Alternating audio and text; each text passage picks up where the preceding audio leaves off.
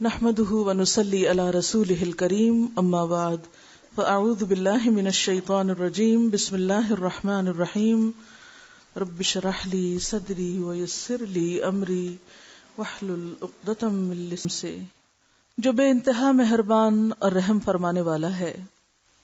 تعریف اللہ ہی کے لیے ہے، شکر اللہ ہی کے لیے ہے جو تمام کائنات کا رب ہے، نہایت مہربان اور رحم فرمانے والا ہے، روز جزا کا مالک ہے۔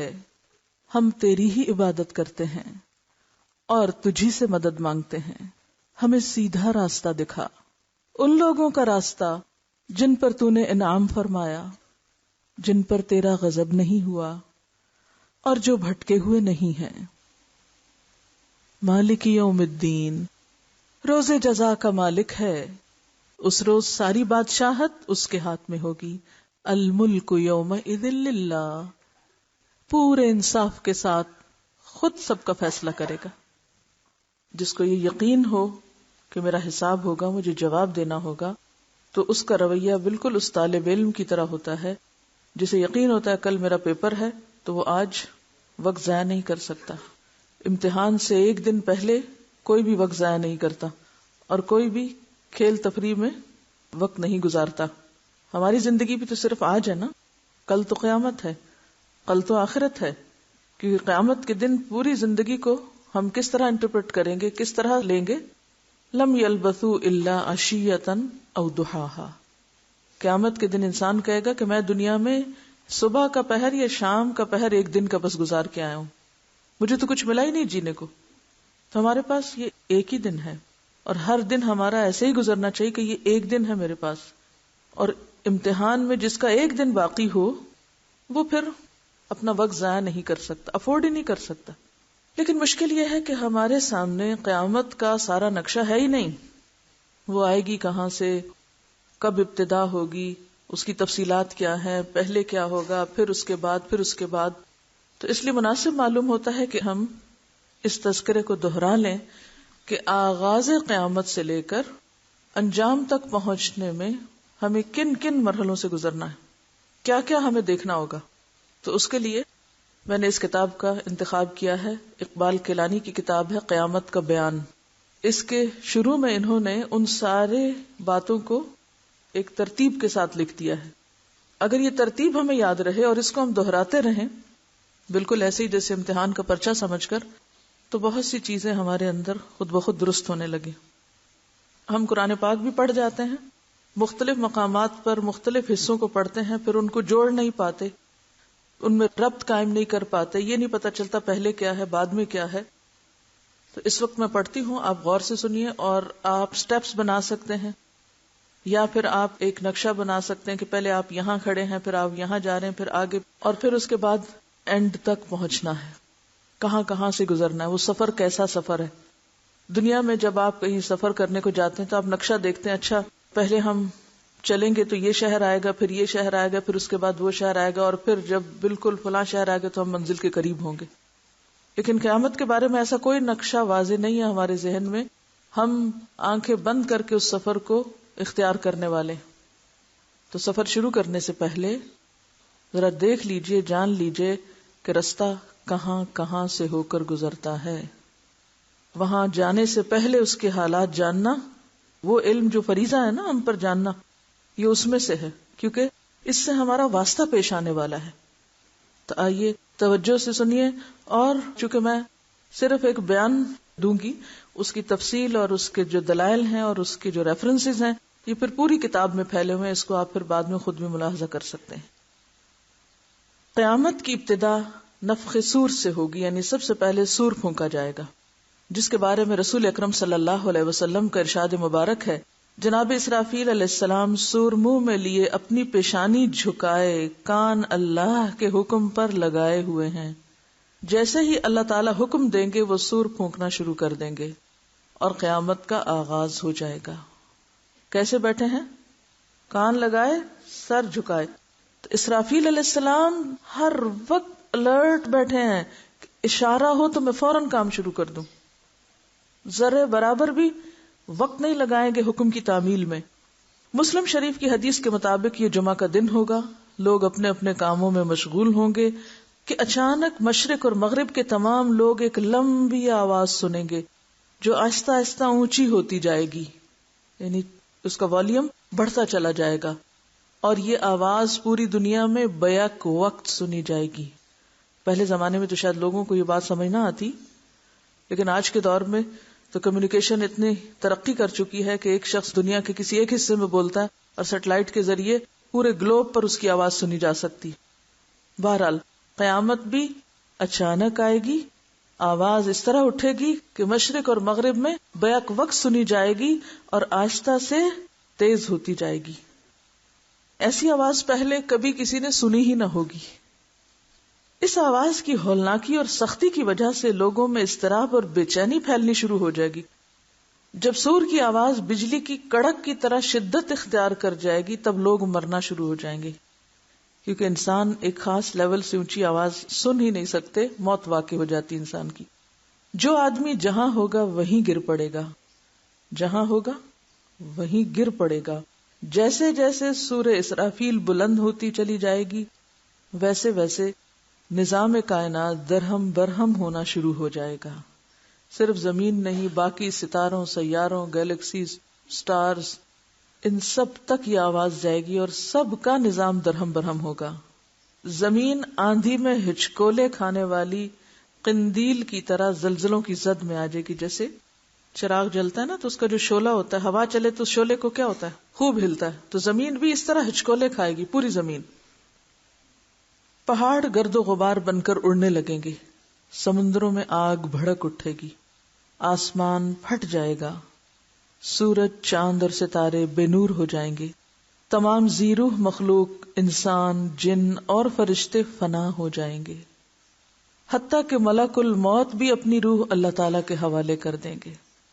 ہر جاندار اور غیر جاندار چیز فنا ہو جائے گی، صرف ایک اللہ وحدہ لا شریک کی ذات ذوالجلال والاکرام باقی رہ جائے گی، اور اللہ سبحانہ وتعالی کا یہ ارشاد مبارک پورا ہو جائے گا، کل من علیہا فان ویبقى وجہ ربک ذو الجلال والاکرام۔ ہر چیز جو اس زمین پر ہے فنا ہونے والی ہے اور صرف تیرے رب ذوالجلال والاکرام کی ذات ہی باقی رہنے والی ہے۔ جب ہر چیز فنا ہو جائے گی تو اللہ تعالیٰ اعلان فرمائیں گے، این الجبارون این المتکبرون لمن الملک اليوم۔ دنیا میں جبار بننے والے کہاں ہیں؟ دنیا میں بڑے بننے والے کہاں ہیں؟ آج کے روز بادشاہت کس کی ہے؟ کوئی جواب نہ دے گا۔ طویل سناٹے کے بعد اللہ سبحانہ وتعالی خود ہی اس سوال کا جواب ارشاد فرمائیں گے، للہ الواحد القہار۔ یہی معنی ہے واحد کا کہ صرف وہ باقی ہوگا، باقی سب فنا ہو چکے ہوں گے۔ آج کے روز بادشاہی صرف ایک اللہ قہار کی ہے۔ مسلم شریف کی حدیث کے الفاظ یوں ہیں، انا الملک این الجبارون المتکبرون۔ میں ہوں بادشاہ، کہاں ہے دنیا کے جبار اور متکبر؟ ایک طویل مدت جس کا علم اللہ سبحانہ وتعالی کو ہے سکوت اور سناٹے میں گزر جائے گی، خاموشی، پن ڈراپ سائلنس۔ پھر جب اللہ تعالیٰ چاہیں گے نئے سرے سے آسمان، زمین اور فرشتوں کو پیدا فرمائیں گے۔ نئی زمین میں عمارتوں، درختوں، پہاڑوں اور سمندروں کا نام نشان تک نہیں ہوگا، بلکہ وہ سفید، ہموار اور چٹیل میدان ہوگی جو اپنے رب کے نور سے خوب روشن ہو جائے گی، بالکل سفید شیٹ کی طرح، اسٹریٹ، ہموار اور چمکدار۔ انسانوں کو دوبارہ پیدا کرنے کے لیے آسمان سے ایک بارش نازل ہوگی جس کے نتیجے میں ہر انسان کی ریڑھ کی ہڈی سے پورا انسانی ڈھانچہ تیار ہو جائے گا۔ یعنی ریڑھ کی ہڈی اسی طرح گرو کرنے لگے گی جیسے ایک بیج گرو کرتا ہے، ایک بیج سے پورا درخت بنتا ہے نا، اسی طرح ریڑھ کی ہڈی سے پورا جسم دوبارہ گرو کر جائے گا اور اس پر گوشت پوست بھی چڑھا دیا جائے گا۔ اس کے بعد جناب اسرافیل علیہ السلام کو دوسری مرتبہ سور پھونکنے کا حکم دیا جائے گا اور تمام انسان ننگے پاؤں، ننگے بدن اور بے ختنہ اٹھ کھڑے ہوں گے، کسی کے پاس کوئی لباس نہ ہوگا، جس طرح ماں کے پیٹ سے پیدا ہوئے تھے۔ حضرت عائشہ کو جب یہ بات پتہ چلی تو انہوں نے کہا کہ ہائے، ہمارا لباس نہیں ہوگا، پھر لوگ ہمیں دیکھیں گے نہیں۔ فرمایا کوئی کسی کو نہیں دیکھے گا. ہر ایک کے اوپر ایسی مصیبت آئی ہوگی لِكُلِّ امْرِئٍ مِّنْهُمْ يَوْمَئِذٍ شَأْنٌ يُغْنِيهِ کہ وہ اسے دوسرے سے بے نیاز کر دے گی، اس کی اپنی حالت ایسی افراتفری ہوگی. اور اللہ تعالیٰ کا یہ فرمان بھی پورا ہو جائے گا وَلَقَدْ جِئْتُمُونَا فُرَادَا كَمَا خَلَقْنَاكُمْ أَوَّلَ مَرَّةٍ تم لوگ اکیلے اکیلے ہمارے پاس حاضر ہو گئے جس طرح ہم نے تمہیں پہلی مرتبہ پیدا کیا تھا. اب وہاں ہر شخص اکیلا ہو جائے گا، حالانکہ لوگوں کا ایک جمع غفیر ہوگا. اولین و آخرین جمع ہوں گے، اس کے باوجود انسان تنہا ہوگا. سب سے پہلے رسول اکرم صلی اللہ علیہ وسلم اپنی قبر مبارک سے اٹھیں گے، پھر حضرت عیسیٰ علیہ السلام اور دیگر انبیاء کرام، شہداء، صلحاء، فضلاء اور اہل ایمان اٹھیں گے، پھر فساق، فجار اور پھر کفار و مشرکین. واللہ عالم بالصواب. قبروں سے کافر، مشرک، فاسق اور فاجر لوگ اپنے اپنے اعمال کے مطابق اٹھیں گے. یعنی جب لوگ اٹھ رہے ہوں گے بغیر لباس کے تو ان کا حال کیا ہوگا؟ ہر شخص اپنے اعمال کے رنگ میں رنگا ہوا ہوگا. کوئی اندھا جو دنیا میں اندھا بن کے رہا بغیر سوچے سمجھے زندگی بسر کی، کوئی بہرا جس نے حق سنا ہی نہیں یہاں، کوئی لنگڑا، کوئی چیونٹی کی شکل میں جو متکبر ہوں گے، کوئی سر کے بال اٹھے گا یعنی سر نیچے ٹانگے اوپر. کافر اس غیر متوقع زندگی کے مناظر دیکھ کر شدید خوف اور دہشت کی کیفیت میں مبتلا ہوں گے کہ یہ کیا. آپ ذرا سوچئے کہ اگر یکایک ایسا سین آپ کو نظر آئے تو حال کیا ہوگا کہ یہ کیا ہو رہا ہے. آنکھیں پتھرائی ہوئی ہوں گی، دل کانپ رہے ہوں گے، کلیجے منہ کو آئے ہوں گے. کوئی غم گسار اور مددگار نہ ہوگا، نہ ہی کوئی کسی دوسرے کی طرف دیکھنے یا دھیان دینے والا ہوگا. اہل ایمان بھی اپنے اپنے ایمان اور اعمال کے مطابق قبروں سے اٹھیں گے. شہید اپنی شہادت کے تازہ بہتے ہوئے خون کے ساتھ اٹھے گا. حالت احرام میں فوت ہونے والا حاجی تلبیہ پکارتے ہوئے اٹھے گا، لبیک اللہم لبیک کہتے ہوئے اٹھے گا. اہل ایمان کے لیے دوبارہ زندگی خلاف توقع نہیں ہوگی. ان کو پتا ہوگا کہ یہ ہمیں بتایا جا چکا ہے، ایسا تو ہونا ہی تھا. لہٰذا ان پر خوف اور دہشت کی وہ کیفیت طاری نہیں ہوگی جو کفار اور مشرکین پر ہوگی، کیونکہ ان کے لیے سب کچھ ان ایکسپیکٹڈ ہوگا. انہوں نے کبھی زندگی میں سوچا ہی نہیں، انہیں پتہ ہی نہیں تھا کہ یہ بھی ہونا ہے. تو قصوروار کون ہے؟ جن کے پاس یہ ساری معلومات ہیں اور وہ ان تک نہیں پہنچاتے.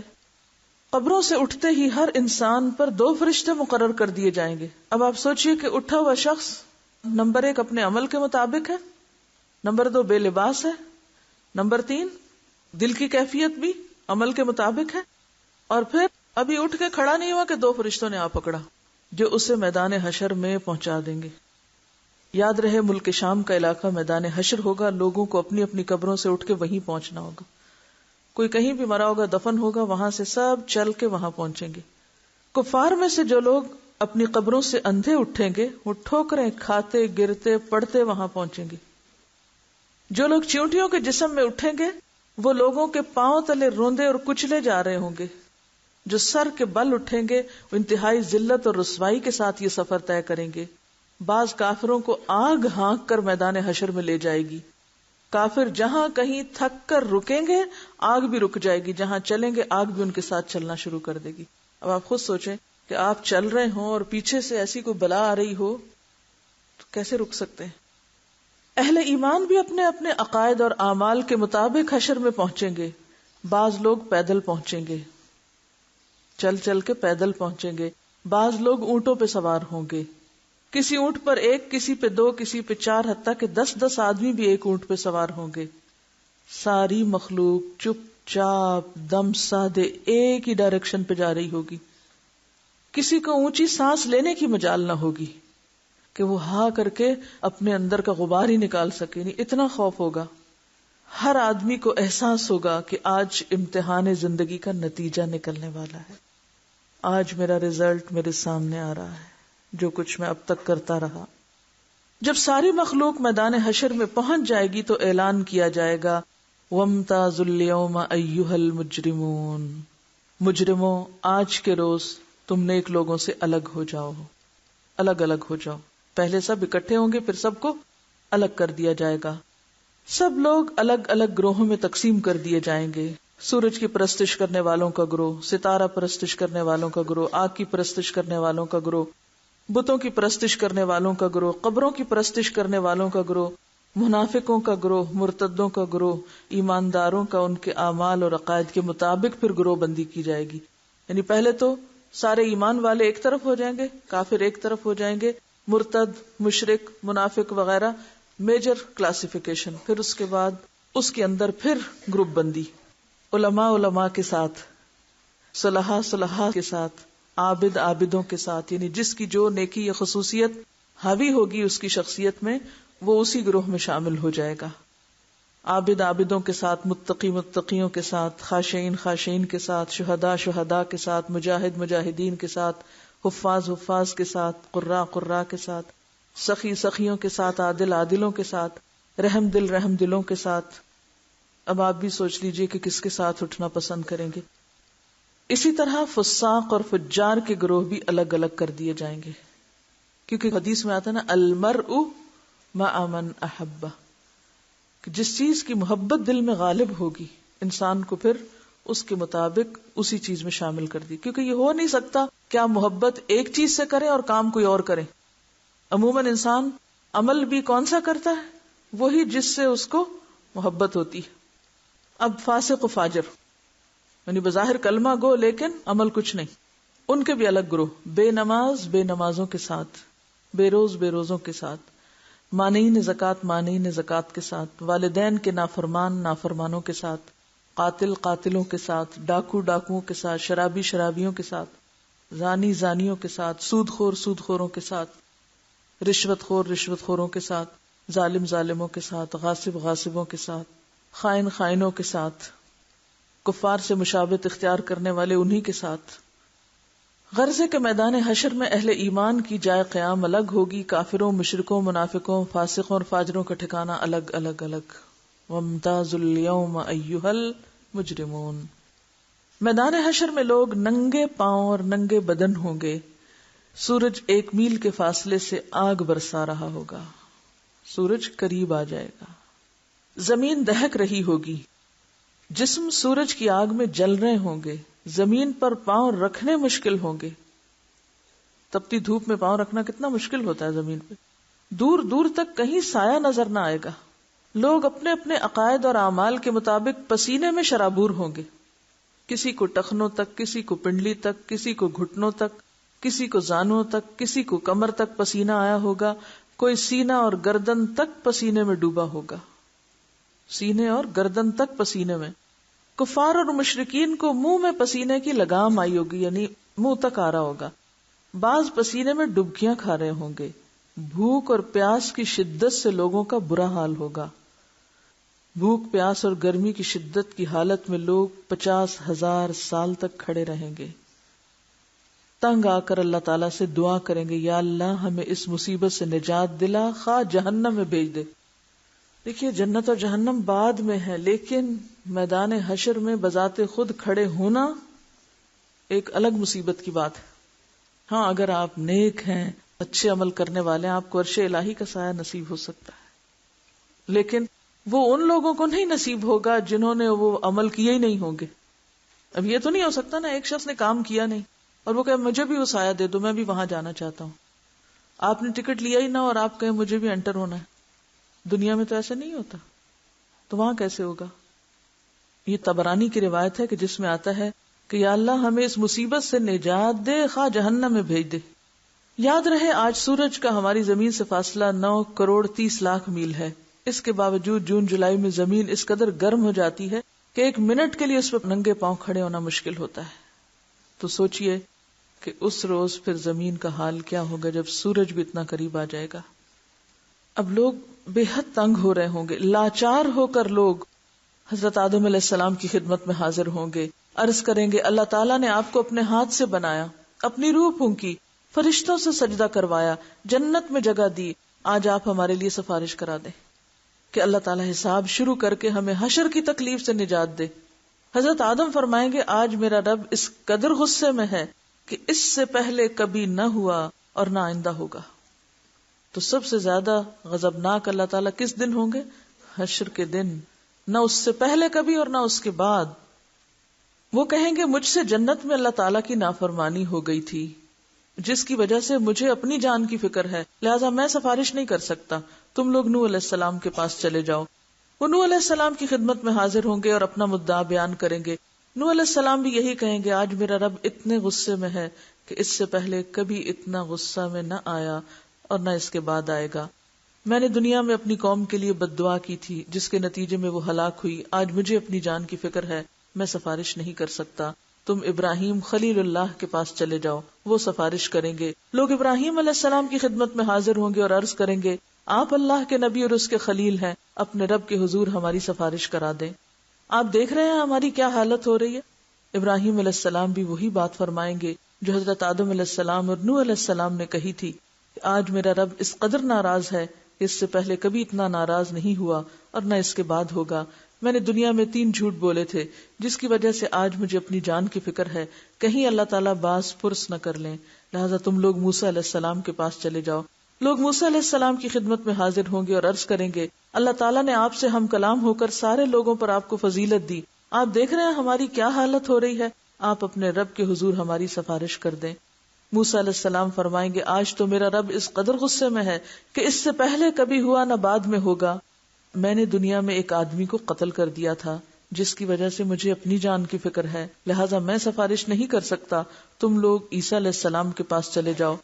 لوگ عیسیٰ علیہ السلام کے پاس حاضر ہوں گے اور عرض کریں گے، آپ اللہ کے رسول اور اس کا فرمان ہے اور اللہ کی روح ہیں، آپ دیکھ رہے ہیں ہماری کیا حالت ہو رہی ہے، اپنے رب سے ہمارے لیے سفارش کر دیں۔ عیسیٰ علیہ السلام بھی وہی جواب دیں گے، آج میرا رب اس قدر غصے میں ہے کہ اس سے پہلے کبھی ہوا نہ آئندہ ہوگا، تم لوگ محمد صلی اللہ علیہ وسلم کے پاس چلے جاؤ، وہ تمہاری سفارش کریں گے۔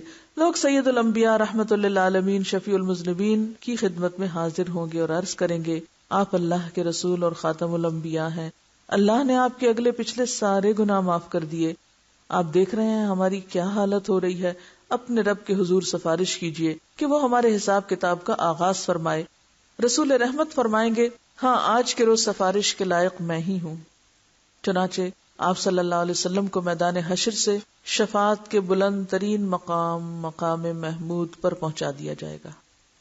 شفاعت کے لیے آپ کہاں تشریف لے جائیں گے؟ مقام محمود، جو جنت میں عرش الہی کے نیچے ہوگا۔ وہاں پہنچ کر آپ صلی اللہ علیہ وسلم اپنے رب کے حضور سجدے میں گر پڑیں گے اور اللہ تعالیٰ کی حمد و ثنا کریں گے۔ پھر جب اللہ تعالیٰ کا غصہ کم ہوگا تو اللہ تعالیٰ ارشاد فرمائیں گے، اے محمد سر اٹھاؤ اور سوال کرو، دیے جاؤ گے، سفارش کرو، قبول کی جائے گی۔ یہی شفاعت کبریٰ ہوگی، یہی شفاعت کبریٰ ہے۔ شفاعت کبریٰ کی منظوری کے بعد رسول اکرم صلی اللہ علیہ وسلم مقام محمود سے میدان حشر میں واپس تشریف لائیں گے، یعنی اس مقام محمود سے پھر میدان حشر میں آئیں گے۔ اس کے بعد حق تعالیٰ فرشتوں کی معیت میں میدان حشر میں نزول اجلال فرمائیں گے۔ اس کا ذکر قرآن میں کہاں آتا ہے؟ وَجَاءَ رَبُّكَ وَالْمَلَكُ صَفًّا صَفًّا۔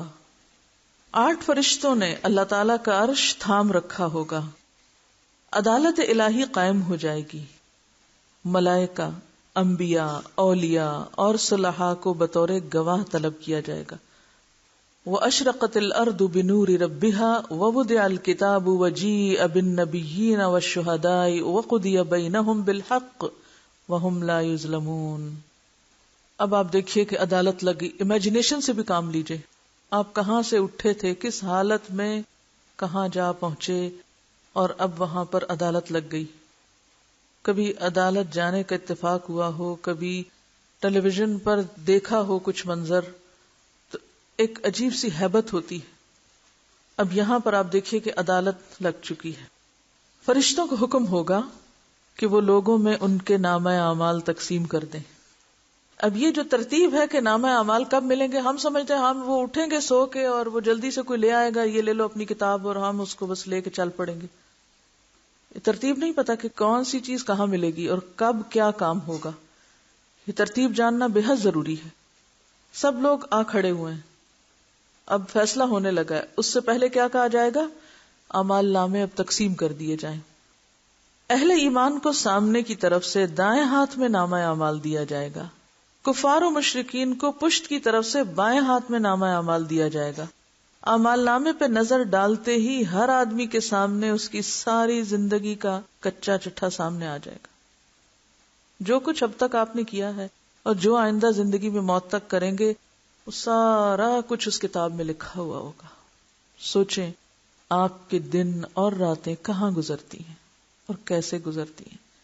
یہی البم ہے جس کی تصویریں کل آپ کے سامنے آئیں گی. بھولے بسرے ماضی کی ساری یادیں تازہ ہو جائیں گی. اہل ایمان کے روشن چہرے کچھ اور بھی روشن اور تر و تازہ ہو جائیں گے اور وہ خوشی خوشی دوسروں کو اپنا نامہ اعمال دکھائیں گے. اب جان میں جان آئے گی. جب اچھے اچھے کام جن لوگوں نے کیے ہوں گے وہ فوراً شیئر کرنا شروع کر دیں گے. ہا اقرؤ کتابیہ، لوگو آؤ میرا نامہ اعمال پڑھو. کیا واقعی ہمارے اعمال ایسے ہیں دنیا میں کہ جو ہم کہیں بھی رکھ سکتے ہو، کسی کو بھی دکھا سکتے ہو؟ اگر آج دنیا میں ہم ایسے کام کرتے ہیں نا جو ہم کسی کے سامنے نہیں کر سکتے یا کسی کو دکھا نہیں سکتے، تو یاد رکھیے قیامت کو بھی نہیں دکھا سکیں گے. اپنے آپ سے سوال کیجیے کیا میرے عمل ایسے ہیں کہ میں دوسروں کو دکھا سکوں؟ وہ کتنے کام ہیں کہ جن کو کرتے ہوئے مجھے یہ ڈر لگتا ہے ہائے کسی نے دیکھ لیا تو پھر کیا ہوگا، کسی کو پتا چل گیا تو کتنی بےزتی ہوگی. ڈرتے بھی ہیں تو صرف دنیا کے لیے اور صرف دنیا کی حد تک، کبھی نہیں سوچتے کہ وہاں کیا بنے گا. کفار و مشرکین کے چہروں کی سیاہی میں کچھ اور اضافہ ہو جائے گا. اور چہروں کی سیاہی کے بارے میں پیچھے آیت پڑھ چکے نا آپ. جو لوگ تفرقہ بازی کا شکار ہوں گے اور جو حق آنے کے بعد بھی ضد اور عناد کا شکار رہیں گے، ذلت ان کے چہروں پہ چھا جائے گی. حسرت و ندامت سے وہ اپنے ہاتھوں کو چبائیں گے اور کہیں گے کاش میں اپنا نامہ اعمال نہ دیا جاتا. یا لیتنی لم اوت کتابیہ ولم ادر ما حسابیہ، کاش مجھے نہ پتا ہوتا یہ حساب کتاب کیا چیز ہے. کفار و مشرکین بار بار اپنے نامہ اعمال کو دیکھیں گے اور تعجب سے کہیں گے یہ کیسا عجیب و غریب نامہ اعمال ہے جس میں ہر چھوٹا اور بڑا عمل لکھا ہوا موجود ہے. یا ویلتنا ما لہذا الکتاب لا یغادر صغیرۃ ولا کبیرۃ الا احصاها. یہ کیا ہوا؟ کوئی بات بھی نہیں چھٹی، کوئی بات بھی. اعمال ناموں کی تقسیم کے بعد سوال جواب کا سلسلہ شروع ہوگا. اللہ تعالی جس جس سے چاہیں گے بغیر کسی ترجمان کے براہ راست سوال کریں گے. اللہ تعالی ڈائریکٹ پوچھیں گے. سب سے پہلے مشرکوں سے پوچھا جائے گا کہ انہوں نے شرک کیوں کیا. مشرک جواب دیں گے، انکار کریں گے، اللہ کی قسم کھا کے کہیں گے ہم نے تو کبھی شرک نہیں کیا. واللہ ربنا ما کننا مشرکین. شرک اس کائنات کا سب سے بڑا جھوٹ ہے. تو جھوٹے لوگ قیامت کے دن پھر جھوٹ بولیں گے کہ ہم نے تو ایسا کیا ہی نہیں. اللہ تعالیٰ کرام کاتبین کو گواہی کے لیے بلائیں گے. جو فرشتے انہیں دیکھتے تھے یہ سب کرتے انہیں بلائیں گے. وہ مشرکوں کے شرک کی گواہی دیں گے لیکن مشرک پھر انکار کر دیں گے. شرک سے بھرپور کرام کاتبین کا تیار کیا ہوا نامہ اعمال ان کے سامنے رکھا جائے گا. مشرکین اس سے بھی انکار کر دیں گے. وہ کہیں گے نہیں ہم نے یہ نہیں کیا. پھر اس دور کے انبیاء، علماء یا اولیاء کو گواہی کے لیے بلایا جائے گا تو وہ ان کے شرک کی گواہی دیں گے لیکن مشرک اس سے بھی انکار کر دیں گے. پہلے اللہ تعالیٰ کس سے پوچھیں گے؟ خود ان سے. ان کے انکار پر کس سے پوچھیں گے؟ کرام کاتبین سے. ان کے انکار پر کس سے پوچھیں گے؟ یہ اتنا پوچھنے کی اور اس کی ضرورت کیا ہے؟ تاکہ انصاف کے تقاضے پورے کیے جائیں، حجت تمام کی جائے، کوئی یہ نہ کہہ سکے کہ نہیں ہم پہ تو ظلم ہو گیا. پھر وہ جگہ لائی جائے گی جہاں شرک کیا جاتا تھا، یعنی وہ بت، وہ زمین، وہ علاقہ جہاں لوگ جمع ہو کے شرک کرتے تھے وہ سامنے لایا جائے گا. یعنی زمین کی گواہی. وہ بھی مشرکوں کے خلاف شرک کی گواہی دے گی، وہ پھر بھی انکار کر دیں گے اور اللہ تعالیٰ سے مخاطب ہو کر کہیں گے یا اللہ کیا تو نے اپنے بندوں کو ظلم سے پناہ نہیں دی؟ اللہ تعالیٰ فرمائیں گے ہاں میں نے اپنے بندوں کو ظلم سے پناہ دی ہے. مشرک کہیں گے آج ہم اپنی ذات کے علاوہ کسی دوسرے کی گواہی نہیں مانتے، یہ سارے جھوٹے ہیں، ہم کسی کی بات نہیں مانتے، ہم صرف خود ہی ہماری گواہی کافی ہے. اب وہ چرب زبانی کرنا چاہیں گے تو اللہ تعالیٰ ان کی زبانوں پہ مہر لگا دیں گے. الیوم نختم علی افواہہم، اور ان کے اعضاء کو بولنے کا حکم دیں گے.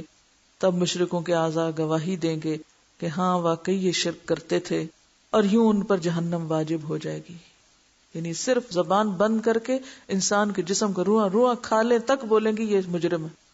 کیونکہ مشرک کسی کی گواہی ماننے کو تیار نہیں، وہ کہیں گے ہم صرف اپنی گواہی لاتے ہیں.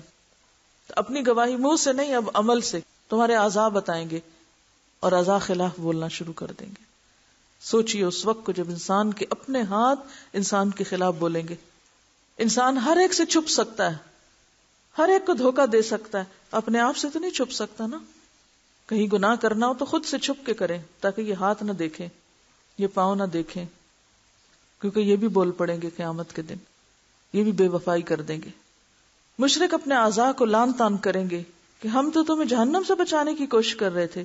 جواب میں اعضاء کہیں گے جس اللہ نے تمہیں گویائی کی قوت دی اس نے ہمیں بولنے کا حکم دیا، ہم کیسے انکار کر سکتے تھے. انطقنا اللہ الذی انطق کل شیء. ایک منافق سے اللہ تعالیٰ سوال کریں گے کیا میں نے تجھے دنیا میں عزت، حکومت، اہل و عیال، مال و دولت نہیں دیا تھا؟ وہ عرض کرے گا کیوں نہیں یا اللہ، سب کچھ دیا تھا. اللہ تعالیٰ دوسرا سوال پوچھیں گے کیا تجھے یقین تھا کہ قیامت آئے گی؟ اور اللہ تعالیٰ کے سامنے جواب دہی ہوگی. منافق کہے گا ہاں رب مجھے پورا یقین تھا، میں نے تیرا کلمہ پڑھا، تیری کتاب پر ایمان لایا، تیرے رسول پر ایمان لایا، نماز پڑھی، روزے رکھے، زکوٰۃ دی. یہ منافقین یہ سب کام کرنے والے ہوں گے. منافق اپنی تعریفیں کرنے میں پورا زور صرف کر دے گا، جیسے ہم دنیا میں اپنے نیک اعمال کو خوب خوب بیان کر رہے ہوتے ہیں. اللہ تعالیٰ ارشاد فرمائیں گے اچھا ذرا ٹھہرو، تم اپنی خوب صفائی بیان کر چکے، تعریفیں کر چکے، ذرا ٹھہر جاؤ، ہم کچھ اور گواہ لاتے ہیں. منافق اپنے دل میں سوچے گا میں نے تو مسلمانوں کے ساتھ مل کر نماز روزہ کیا، آج میرے خلاف کون گواہی دے گا؟ کسی کو نہیں پتا چلنے دیا میں نے کہ میں کون تھا، میں نے تو کسی کو پتہ ہی نہیں چلنے دیا، میرے خلاف کون؟ اللہ تعالیٰ اس کے منہ پہ مہر لگا دیں گے اور اس کی ران کو بولنے کا حکم دیں گے، ٹانگ کو کہیں گے بولو. چنانچہ اس کی ران، اس کے بدن کا گوشت، اس کے بدن کی ہڈیاں اور اس کے جسم کا روواں روواں اس کی منافقت کی گواہی دے گا کہ ایک طرف تو یہ نماز اور روزہ کرتا اور دوسری طرف یہ اور غلط کام کرتا تھا. یعنی بظاہر اس نے اپنی دینداری کا روب جمانے کے لیے کچھ ریچولز اختیار کر رکھے تھے، لیکن اندر سے اس کی دوستی کفار کے ساتھ تھی، کیونکہ نبی صلی اللہ علیہ وسلم کے زمانے میں خاص طور پر منافقین کا یہی طریقہ تھا. مسلمانوں کو دھوکہ دیتے ہیں، ان سے غداری کرتے ہیں اور اسلام دشمنوں کے وفادار ہیں، لہذا جسم کا ایک ایک روح بولے گا. یا منافقت میں جو بھی انسان کام کرتا ہے ریاکاری اور دکھاوے کے لیے لوگوں کے سامنے بڑے نیک بنتا ہے اور جب تنہائی میں ہوتا ہے تو شیطان سے بھی برے کام کرتا ہے. یہ بھی منافقت ہے نا، کہ سامنے کچھ پیچھے کچھ، لوگوں کے سامنے ان کی تعریف اور پیچھے بیٹھ کے ان کی جڑیں کاٹنا، سامنے خوشامد اور پیچھے مذاق اڑانا، یہ سب منافقت. ایسے تمام منافقانہ طرز عمل، قول و فعل کا تضاد، ایک ایک چیز کھل جائے گی. اہل ایمان سے سوال و جواب کا انداز مختلف ہوگا. ایک مومن آدمی کو اللہ تعالیٰ اپنے قریب بلا کر اس پر اپنا دامن رحمت ڈال دیں گے اور سوال کریں گے تو نے فلاں گناہ کیا تھا. یعنی ایک شخص ہے، ایمان والا ہے، لیکن انسان ہونے کے ناطے کیا ہوتا ہے، اسے غلطیاں ہوتی ہیں نا. ایک شخص ٹوٹ کے اللہ کو چاہتا ہے، قربانی کرتا ہے، مال کی، وقت کی، جان کی، ہر چیز کی، اس کے باوجود بھی غلطی ہوتی ہے نا. ہوتی کہ نہیں ہوتی؟ ہوتی ہے. اب ایسے وفادار لوگ جو دل کے بھی سچے تھے، عمل کے بھی کھرے تھے، لیکن انسان تھے، ان سے جو غلطیاں ہوئیں اب ان کا حساب ہو رہا ہے. اللہ تعالیٰ قریب کریں گے، رحمت کا پردہ ڈالیں گے، پوچھیں گے یہ گناہ کیا تھا؟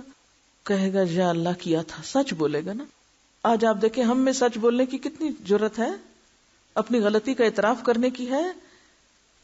یہ وہ اہل ایمان ہوں گے جو دنیا میں بھی اپنی غلطی مان جاتے ہیں، ہاں میری غلطی ہے، وہ وہاں بھی مان جائیں گے ہم نے غلطی کی.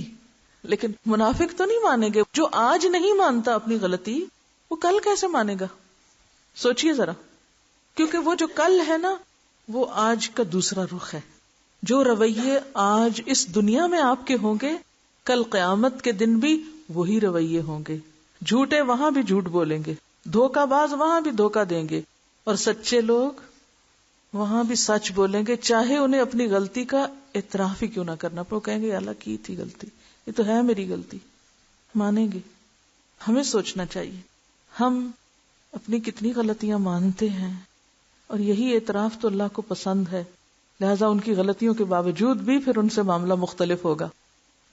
اللہ تعالیٰ سوال کریں گے تو نے فلاں گناہ کیا تھا، تو نے فلاں گناہ کیا تھا. مومن عرض کرے گا یا اللہ کیا تھا.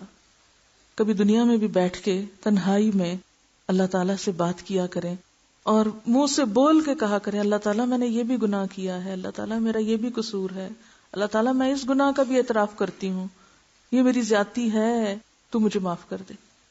لیکن ہم توبہ استغفار بھی بے سوچے سمجھے بس کر کے اٹھ جاتے ہیں، اب کر لی توبہ، مانگ لی معافی.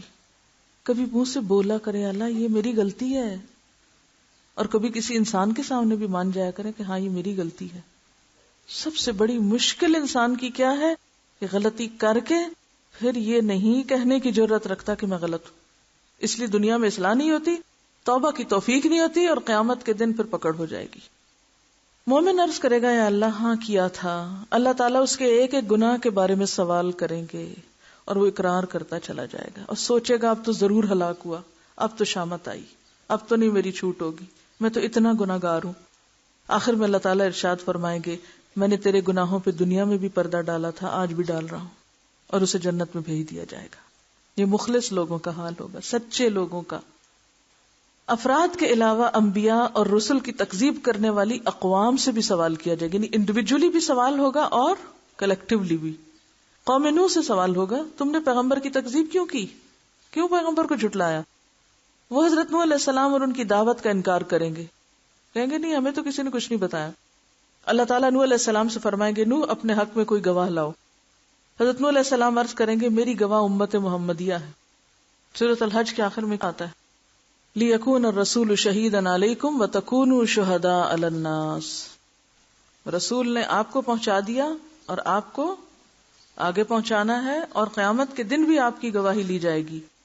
چنانچہ امت محمدیہ کے علماء، اولیاء، صلحاء حاضر کیے جائیں گے اور وہ گواہی دیں گے ہاں نوح علیہ السلام پیغمبر بنا کے بھیجے گئے اور انہوں نے 950 سال تک حق کے رسالت ادا کیا. قوم نوح کہے گی تم تو ہمارے زمانے میں موجود ہی نہیں تھے. یعنی آپ سے کیا کہے گی قوم نوح، تم تو ہمارے وقت میں تھے ہی نہیں، تم تو بعد میں آئے، تم یہ گواہی کیسے دے رہے ہو؟ اس پر رسول اکرم صلی اللہ علیہ وسلم کو لایا جائے گا اور وہ اپنی امت کی صداقت کی گواہی دیں گے کہ میری امت نے قرآن مجید کی روح سے بالکل سچی گواہی دی. مجھے اور آپ کو کہاں سے پتا چلا کہ نوح علیہ السلام نے اپنی قوم کو پیغام پہنچایا تھا؟ قرآن سے نا. اور اگر قرآن پڑھا ہی نہ ہو تو کیا گواہی دیں گے جس کو پتہ ہی نہ ہو کہ ایسا بھی ہو چکا. رسول اکرم صلی اللہ علیہ وسلم کی اس گواہی کے بعد قوم نوح لاجواب ہو جائے گی اور مجرم قرار پا کر جہنم میں ڈال دی جائے گی. ایسا ہی معاملہ قوم ہود، قوم صالح، قوم شعیب، قوم لوط اور دوسرے انبیاء کی اقوام کے ساتھ ہوگا. وَتَرَى كُلُّ أُمَّةٍ جَاثِيَةً، پھر اکٹھے کے اکٹھے پھینکے جائیں گے. جرم ثابت ہونے کے بعد کافر بارگاہ الہی میں درخواست کریں گے اے ہمارے رب ہم نے سب کچھ دیکھ اور سن لیا، بس ایک دفعہ ہمیں دنیا میں واپس بھیج دے، ہم ضرور نیک عمل کریں گے. اب ہمیں بالکل یقین آ گیا کہ یہ دن سچا ہے، اب ایک چانس ہمیں اور دے دیا جائے. ارشاد ہوگا یہ ممکن نہیں، اب تو تمہیں اپنے کرتوتوں کا ہمیشہ ہمیشہ کے لیے مزہ چکھنا ہوگا. دنیا میں ایک طالب علم فیل بھی ہو جائے تو اسے دوبارہ چانس مل جاتا ہے اور واپسی کا کوئی چانس نہیں. ارشاد ہوگا یہ ممکن نہیں. کفار دوسری درخواست کریں گے یا اللہ ہماری گمراہی کے ذمہ دار ہمارے پیشوا اور لیڈر ہیں، انہیں ہماری نسبت سے دگنا عذاب دیا جائے کیونکہ انہوں نے ہمیں بھٹکایا.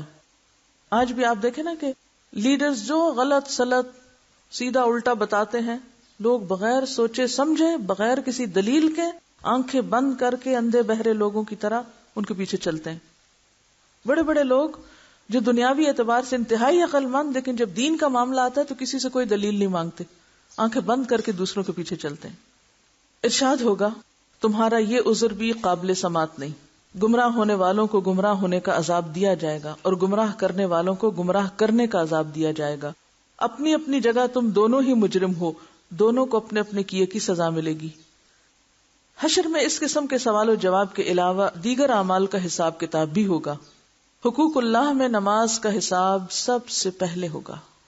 جو آدمی نماز کے حساب میں کامیاب رہا وہ انشاءاللہ باقی اعمال میں بھی کامیاب رہے گا.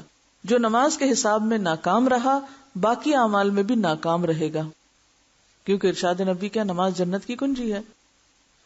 حقوق العباد میں سب سے پہلے قتل، اس کے بعد دوسرے اعمال. مقتول کو قاتل سے، مظلوم کو ظالم سے، مجبور کو جابر سے حق دلوایا جائے گا.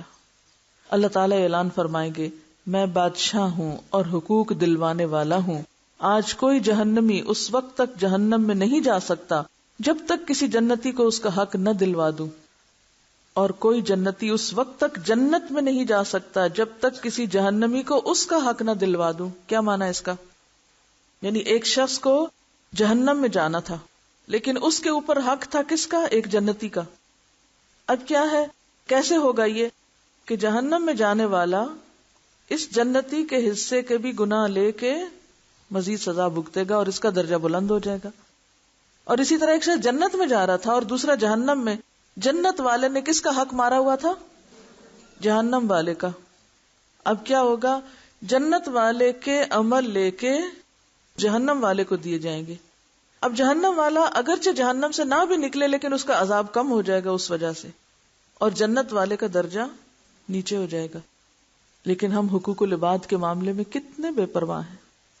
ہم سمجھتے ہیں جس کا مرضی مذاق اڑا لیں، جس کی مرضی غیبت کر لیں، جس کو چاہیں ذلیل کر دیں، جس کے ساتھ جو زیادتی چاہیں کر لیں، ماں باپ کا کہنا نہ مانیں، ان کی کوئی عزت نہ کریں، بہن بھائیوں کا کوئی خیال نہ کریں، تو کوئی فرق نہیں پڑتا۔ کیا ہوگا؟ نہیں۔ آپ چاہے جنت میں بھی جا رہے ہوں اور دوسرا جس کا آپ نے حق مارا وہ جہنم میں بھی جا رہا ہو، تو بھی کیا کرنا ہوگا؟ اس کو اس کا حق دینا ہوگا۔ حقوق کا معاملہ بہت سخت معاملہ ہے، معمولی نہیں ہے۔ چھوٹے سے چھوٹے ظلم اور معمولی سے معمولی زیادتی کا حق بھی اللہ تعالیٰ حقدار کو دلوا کے چھوڑیں گے۔ اگر ہمیں یہ احساس ہو جائے تو میں سمجھتی ہوں ہماری ساری زندگی لوگوں سے معافی مانگتے گزر جائے کہ میں نے تمہارے حق میں اگر کچھ بھی کیا ہو تو پلیز معاف کر دو۔ اور معافی مانگنے سے پہلے تو ہم یہ خیال کریں کہ ہمارے سے کسی کو تکلیف ہی نہ پہنچے۔ کتنے کانشیس ہو جائیں، کتنے محتاط ہو جائیں۔ یہ ساری زیادتیاں اور ظلم صرف اس وقت ہوتے ہیں جب ہمیں خدا کا خوف نہیں ہوتا، آخرت کے حساب کا فکر نہیں ہے۔ ہم سمجھتے کوئی بات نہیں، اس نے بھی تو یہ کیا تھا۔ اگر کسی نے پیلو کی ٹہنی کے برابر کسی کا حق غصب کیا ہوگا، پیلو کی ٹہنی جیسے ایک مسواک ہوتا ہے، اتنا سا بھی اگر کسی کا حق مارا، یعنی آپ نے کسی کی مسواک چوری کر لی مثلا، اسی بات سے سمجھے، بغیر اس کی اجازت کے وہ لے کے آپ غائب، یا کسی کی بے عزتی کی ہوگی، تو اللہ تعالیٰ اس کا بدلہ بھی دلوائیں گے۔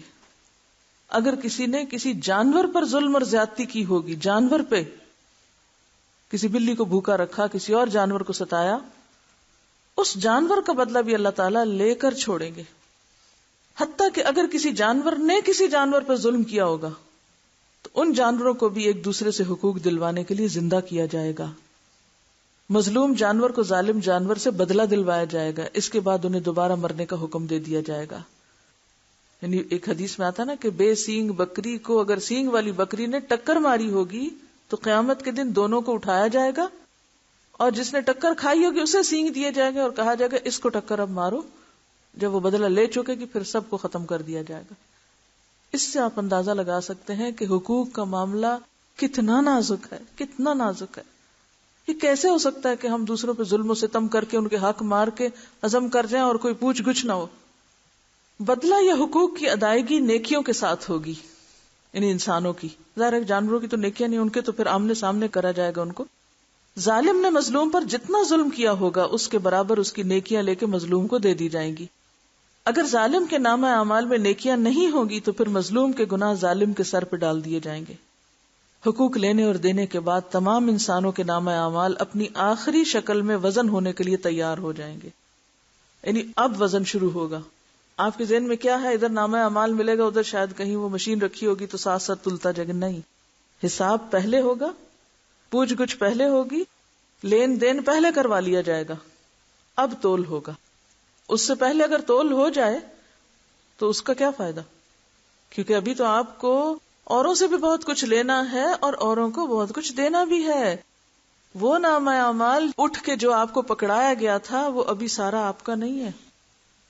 ایک شخص پہاڑ جتنی نیکیاں لے کے وہ بھی خوش ہو رہا ہوگا کہ بہت کچھ ہے میرے پاس، لیکن جب حساب کتاب شروع ہو تو پتا چلے گا اتنا لوگوں پہ ظلم ڈھایا ہوا ہے کیونکہ وہ تو سارا انہی کے پاس چلا گیا، اب وہ تول کے اوپر کیا آئے گا۔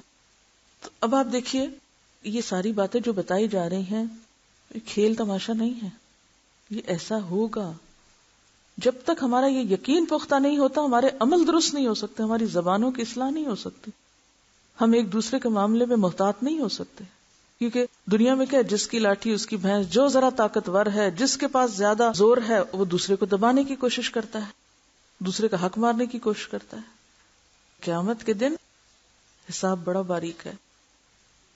حقوق لینے اور دینے کے بعد تمام انسانوں کے نامہ اعمال اپنی آخری شکل میں وزن ہونے کے لیے تیار ہو جائیں گے اور اتمام حجت کے لیے میزان قائم کیا جائے گا.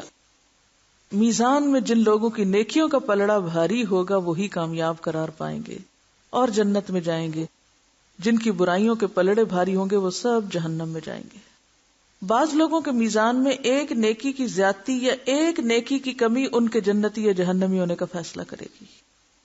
وہ ایک ظلم، ایک گالی جو کسی کو دی تھی، آج نیکیاں ہیں لیکن وہ اس کو مل گئی، لہذا اپنی طرف کمی ہو گئی. اور دنیا میں ہم کتنا بے دریغ زبانیں کھولے ہوئے ہیں، جس کو جو چاہیں کہہ دیں، جس کے ساتھ جیسا چاہیں معاملہ کریں. اور کہا جاتا ہے کہ ہر شخص کے اعمال تلنے پر ایک فرشتہ اعلان کرے گا، فلاں بن فلاں کامیاب ہوا یا فلاں بن فلاں ناکام ہوا. پورے میدان میں اناؤنسمنٹ ہوگی، آپ کا نام لیا جائے گا اور نام لے کے بتایا جائے گا فلاں کامیاب ہو گیا. اب یہ سب کے ریزلٹ سن رہے ہوں گے لوگ. اب آپ دیکھیں دنیا کی مشہور ترین شخصیتیں جن کو زمانہ جانتا ہے، جب قیامت کے دن ان کا نام لے کے بتایا جائے گا کہ وہ ناکام ہو گئے تو شرمندگی کا عالم کیا ہوگا. کبھی سوچا ہم نے؟ دنیا میں چند لوگوں میں اگر کوئی ہمارا نام پکار کے ہمیں بتا دینا کہ تمہارا فلاں نقصان ہو گیا تو ہم کہتے ہیں کیوں میری بےزتی کرائی، سب کے سامنے کیوں بتایا گیا. دنیا میں اگر کوئی نقصان ہو جائے، کمی ہو جائے تو لوگ عام طور پہ مینشن نہیں کرتے اس کو، کسی کو پتہ نہ چلے، اس سے بےزتی ہوتی. لیکن وہاں تو سب کے سامنے کھل جائے گا معاملہ. لوگوں کے نامہ اعمال کا وزن ان کے ایمان اور عقیدے کے مطابق ہوگا، وہ نیتیں اور وہ سب بھی بیچ میں شامل ہوں گی. کفار، مشرکین، مرتدین اور منافقین کے ڈھیروں نیک اعمال کا وزن ذرہ برابر بھی نہیں نکلے گا. لا نقیم لہم یوم القیامت وزنا. عالی شان اعمال، اتنا وزن نہیں. کیوں؟ اللہ کے لیے نہیں کیے تھے وہ کام، تو دنیا میں تعریف کے لیے یا ویسے ہی شوق میں کیے. جبکہ ایک مومن آدمی کے نامہ اعمال میں 99 رجسٹر گناہوں سے بھرے ہوئے ہوں گے. اللہ تعالیٰ کے سوال کے جواب میں وہ اپنے گناہوں کو اعتراف کرے گا. اللہ تعالیٰ فرمائیں گے کہ اس کے اعمال میزان میں تولے جائیں. نیکیوں کے پلڑے میں ایک چھوٹا سا کاغذ رکھ دیا جائے گا جس پر کلمہ توحید ہوگا. وہی کلمہ توحید اس کے گناہوں سے بھرے 99 رجسٹروں پہ بھاری ہو جائے گا اور وہ جنت میں چلا جائے گا. اب اس حدیث سے بعض لوگ کیا سمجھتے ہیں، وہ جو کلمہ ہم نے پڑھ لیا ہے وہ کافی ہے اور وہ باقی حساب کتاب کے مرحلوں کو بھول جاتے ہیں. یہ اس لیے کہا گیا ہے کہ ایک شخص جس نے کلمہ پڑھا اور ساتھ ہی اس کی موت آ گئی، اب ساری زندگی مثلا 90 سال وہ جیا کفر کی حالت میں، مرنے سے پہلے کلمہ نصیب ہو گیا، اب وہ 99 رجسٹر تو اس کے بھرے میں کس سے؟ ایسے لوگ ہیں نا تاریخ میں، یا ایسے بہت سے لوگ ہوتے ہیں کہ ادھر لا الہ الا اللہ پڑھی اور ادھر دنیا سے چلے گئے. یعنی اس حدیث کا مطلب یہ نہیں ہے کہ انسان جان بوجھ کے غلط کام کرتا رہے اور کہ میں نے کلمہ پڑھ رکھا ہے، نہیں. یعنی ایک شخص جس نے سچے دل سے ابھی اسلام قبول کیا تھا، پچھلی ساری زندگی کفر شرک میں گزری، لیکن آئندہ ایک نیکی کرنے کا موقع نہیں ملا. وہ ایک صحابی کے بارے میں آتا نا، انہوں نے کلمہ پڑھا اور فوراً وہ شہید ہو گئے. اب قیامت کے دن کیا ہوگا؟ وہ ایک کلمہ کس پہ بھاری ہوگا؟ ساری زندگی پہ بھاری ہوگا. کیونکہ ہوتا یہ ہے کہ لا الہ الا اللہ کا سچے دل سے کہنا پچھلے سارے گناہوں کو واش آؤٹ کر دیتا ہے، صفائی کر دیتا ہے. میزان ان 3 جگہوں میں سے ایک ہے جن کے بارے میں اللہ کے رسول صلی اللہ علیہ وسلم نے فرمایا وہاں کوئی آدمی کسی کو یاد نہیں کرے گا. جب نیکیاں اور بدیاں تل رہی ہوں گی نا، کوئی کسی کو یاد نہیں کرے گا، نہ اس کی مدد کرے گا، نہ اس کے کام آئے گا. اگر کسی آدمی کی ایک نیکی میزان میں کم ہو گئی تو سارے حشر میں، یعنی میدان حشر میں، کوئی بھی اسے ایک نیکی دینے کے لیے تیار نہیں ہوگا. ایک نیکی کا سوال کوئی تیار نہیں. نہ باپ، نہ بیٹا، نہ بیٹی، نہ بیوی، نہ کوئی یار دوست، نہ پیر مرشد، سب ایک دوسرے سے دور بھاگیں گے. یوم یفر المرء من اخیہ. سب سے آخری اور مشکل ترین مرحلہ صراط کا ہوگا. سب سے آخری اور مشکل ترین مرحلہ صراط کا. ہر آدمی کو پل صراط سے گزر کر ہی جنت میں جانا ہوگا. پل صراط بال سے باریک تلوار کی دھار سے زیادہ تیز جگہ ہے جسے جہنم کے اوپر رکھا جائے گا. برج ہے جو جہنم کے دو کناروں کے اوپر ہوگا اور لوگوں کو اس سے گزرنے کا حکم دیا جائے گا، اب اس کو پاس کرو۔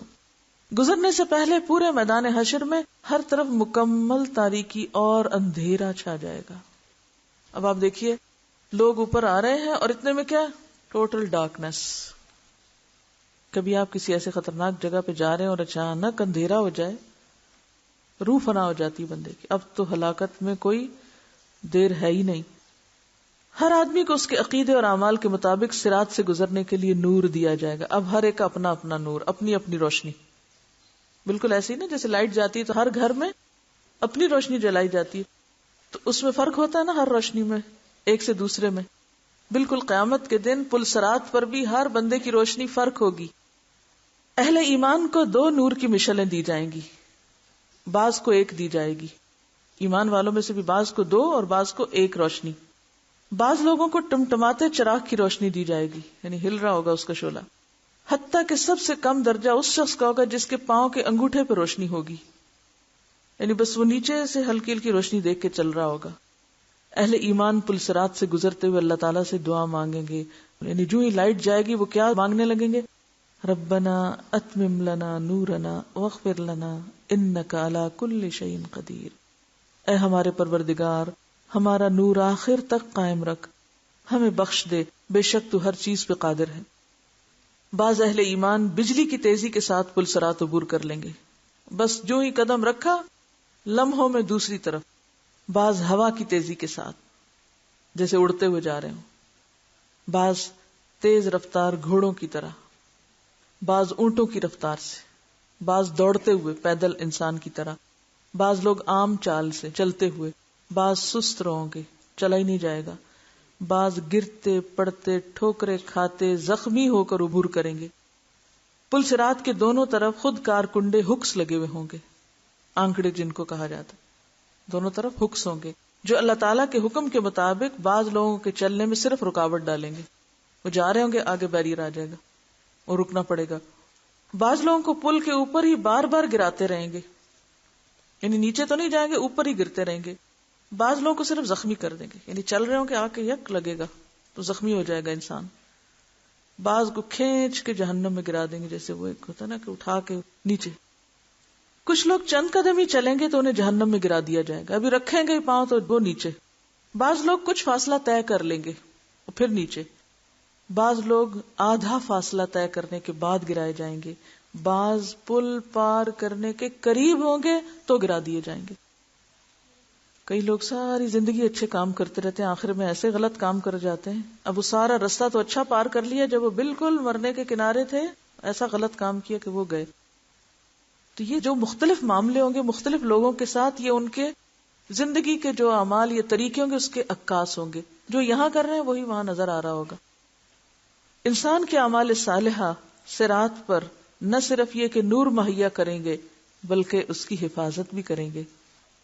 روایتوں میں آتا ہے کہ قربانی کے جانور سواریوں کا کام دیں گے۔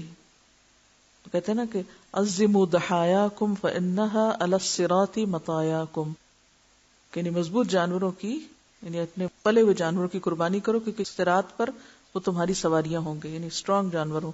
مریل سی جانور مت قربان کرو اللہ کے راستے میں، الا یہ کہ بندے کو توفیق نہ ہو، وہ الگ بات ہے، لیکن اگر اپنا دل میں ایمان ہے تو پھر اور بات ہے۔ صراط سے گزرنے کا منظر اتنا ہولناک ہوگا کہ کسی کی زبان سے کوئی بات نہ نکلے گی۔ وہ جو دعا پڑھیں گے نا وہ تو روشنی ختم ہوتے ہی پڑھ لیں گے، اب جب چلنا شروع کریں گے تو کوئی بولے گا نہیں، صرف انبیاء کی زبان سے یہ الفاظ سنائی دیں گے، رب سلم رب سلم، باقی لوگ نہیں بولیں گے یا اللہ بچا لے یا اللہ بچا لے۔ صراط سب سے پہلے رسول اکرم صلی اللہ علیہ وسلم اور آپ کی امت عبور کرے گی، بعد میں دیگر انبیاء اور امتیں عبور کریں گی۔ صراط عبور کرنے کے بعد تمام اہل ایمان قنطرہ، جو پل صراط کا آخری حصہ ہوگا، جنت میں داخلے سے پہلے کی جگہ، اس پہ روک لیے جائیں گے سب اہل ایمان۔ جن مسلمانوں کے درمیان کوئی غلط فہمی یا گلا شکوہ یا غصہ اور ناراضگی ہوگی وہ دور کی جائے گی، دل دھوئے جائیں گے وہاں سب کے۔ وَنَزَعْنَا مَا فِي صُدُورِهِم مِّن غِلٍّ، یہ وہاں ہوگا عمل۔ جب سارے اہل ایمان مکمل طور پر پاک اور صاف ہو جائیں گے تب انہیں جنت میں داخل ہونے کی اجازت دی جائے گی، کیونکہ جنت خبیث لوگوں کی جگہ نہیں ہے۔ رسول اکرم صلی اللہ علیہ وسلم جنت کے دروازے پر تشریف لائیں گے، دروازہ کھلے گا، آپ اپنی امت سمیت جنت میں تشریف لے جائیں گے۔